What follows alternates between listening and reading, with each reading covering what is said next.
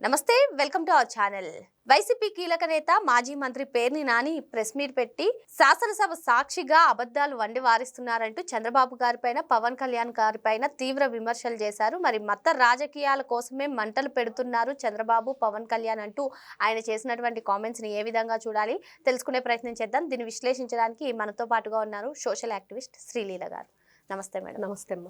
Madam, నిన్న శాసనసభలో తిరుమల కల్తీ నెయ్యి గురించి వాడివేడి చర్చ జరిగింది. మరి దాన్ని ఉద్దేశించి పేర్ని నాని గారు సభ సాక్షిగా అబద్ధాలు వండి వారిస్తూ చంద్రబాబు నాయుడు గారు, పవన్ కళ్యాణ్ గారు ప్రజలను మోసం చేస్తున్నారు. అసలు జగన్మోహన్ రెడ్డి చంద్రబాబు చేసినటువంటి ఏదైతే దేవాలయాలపై దాడులు జరిగాయో చంద్రబాబు హయాంలో జరిగితే జగన్మోహన్ రెడ్డి వచ్చిన తర్వాత వాటిని అన్నింటినీ కూడా పునర్నిర్మించారు.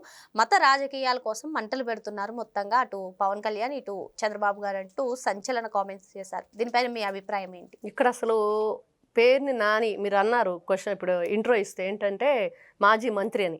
అసలు ఆ మాజీ మంత్రి అనటానికి వీళ్ళకి హక్కు ఉందా, అర్హత ఉందా? పేదల బియ్యం పంది కొక్కుల్లా తిన్న పేర్ని నాని అని చెప్పాలి.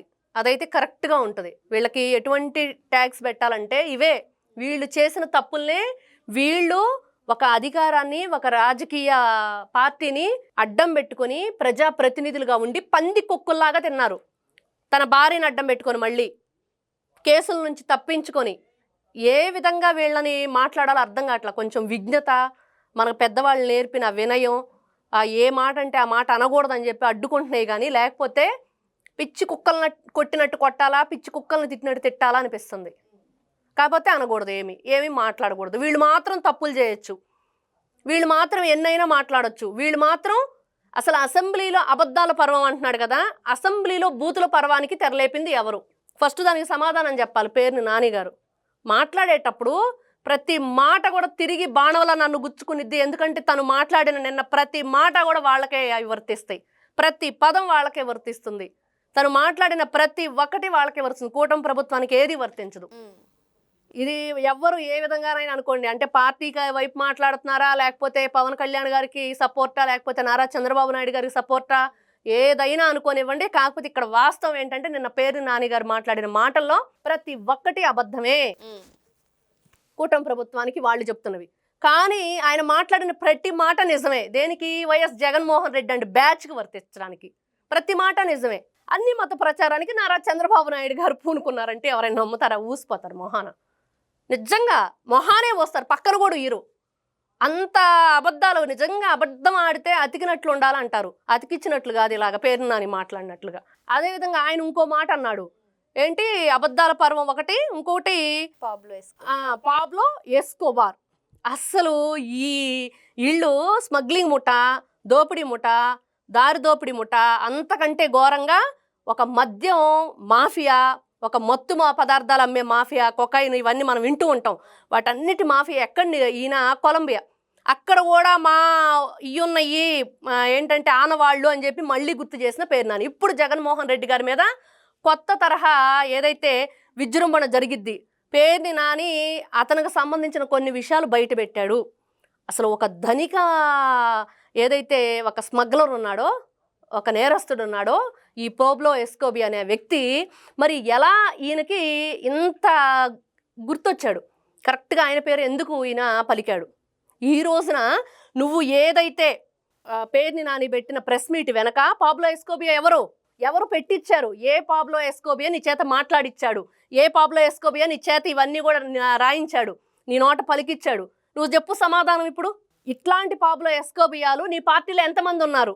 ఎవరు? తిరుమల తిరుపతి దేవస్థానం మీద ఇలాంటి కార్యక్రమాలు, మరి ఏదైతే ఈ మత విద్వేషాలు రెచ్చగొట్టడానికి అన్ని మతస్థులను అక్కడ జాబులు ఇచ్చింది కానివ్వండి, లేకపోతే ఈ నెయ్యి కల్తీ చేయటం కానివ్వండి, స్వామివారి అన్నప్రసాదం కానివ్వండి, స్వామివారి బంగారు తాపడం, ఏదైతే ఈ పట్టు షాల్స్, తలనీలాలు, రూములు, టిక్కెట్లు, ఎక్కడ చూసినా అడుగడుగున అవినీతి చేశారు కదా మీరు. సిగ్గు లేకుండా పాబ్లో ఎస్కోబియా గురించి చెప్పి ఈ రోజున పాలైపోయాడు. తిరుమల కల్తీ నెయ్యి కూడా అసలు ఆ పాపం అంతా మీదే అంటున్నారు ఆయన. అసలు ఏ మాట మాట్లాడినవ్వండి, అదే చెప్పింది. అందుకని ఫస్ట్ నేను ఆయన మాట్లాడిన ప్రతి మాట అబద్ధం కూటమి ప్రభుత్వానికి వర్తించేటప్పుడు, ప్రతి మాట నిజం జగన్మోహన్ రెడ్డికి వర్తించేటప్పుడు ఎవరైనా నమ్ముతారా?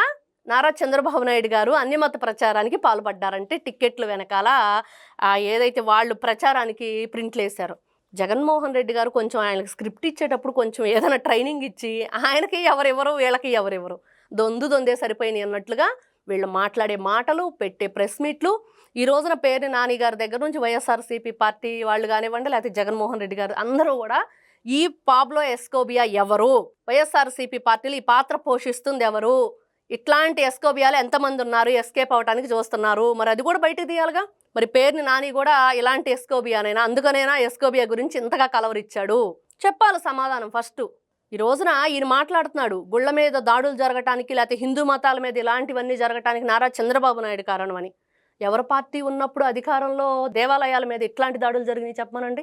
రాముల వారి తలనరికినప్పుడు, ఆంజనేయ స్వామి విగ్రహం ధ్వంసం చేసినప్పుడు, రథం తగలబెట్టినప్పుడు, అమ్మవారి ఏదైతే ఆ వెండి సింహాలు దొంగతనం చేసినప్పుడు, ఈ కల్తీ లడ్డు విషయం జరిగినప్పుడు అన్య మతస్థుల్ని ఎవరు ఉద్యోగ నియామకాలు చేశారు? మాట్లాడితే చాలు భూమన కరుణాకర్ రెడ్డి మధ్య తగ్గించినట్టున్నాడు. పాపం భయం ఎక్కువైపోయింది స్వామివారి మీద, ఇంకేముంది తప్పు చేశామనేది నిరూపణ అవ్వగానే ఆ సిట్ రిపోర్ట్ రాగానే ఎక్కడా కూడా కనిపించట్లేదు మనకు అక్కడ. అతను కూడా మాట్లాడితే వచ్చేస్తాడు, పాచిమొహంతోనే వస్తాడు, బ్రష్ కూడా చేసుకోడంట. అందరూ అదే అంటున్నారు, ఏంటి ఇతనికి లేచిన దగ్గర నుండి జగన్మోహన్ రెడ్డి మంచి ఒక ఉద్యోగం ఇచ్చాడు, వెళ్ళి వాళ్ళ మీద విరుచుకుపడానని. ఇంకా అతను మొదలు పెడతాడు, నా మనుషులు 2000 మంది ఉన్నారు తిరుమల తిరుపతి దేవస్థానం పైన కొండ మీద అని చెప్పేసి. ఇలాగా ఎవ్వరు అన్య మత ప్రచారం చేశారు, ఎవరు మరి దేవాలయాల మీద దాడులు చేయించారు? పిచ్చోడు విగ్రహం ధ్వంసం చేసి వెళ్ళాడు అంటారు, కందిరీగలో తేనెటీగలో రథం తగలబెట్టేసినాయి అంట. అసలు ఎలా ఉంటాయి అంటే విచిత్రంగా, ఉడతలు ఎలుకలు కొరుకుతాయి, వైర్లు కొరుకుతాయి, ఎలుకలు మద్యం తాగుతాయి, పందికుక్కులు బియ్యం తింటాయి, వీళ్ళ ఎంత వింత అనమాట. ఇట్లాంటి వ్యక్తులు ఈ రోజున మాజీ మంత్రులని, మాజీ ఎమ్మెల్యేలని, లేకపోతే మాజీ ముఖ్యమంత్రి అని చెప్పుకోవటం సిగ్గుచేటు. 12 సంవత్సరాల నుంచి బెయిల్ మీద ఉన్న వ్యక్తి జగన్మోహన్ రెడ్డి అని చెప్పుకుంటే బాగుంటుంది. మరో అంశంతో మళ్ళీ కలుద్దాం. Thank you madam. నమస్తే.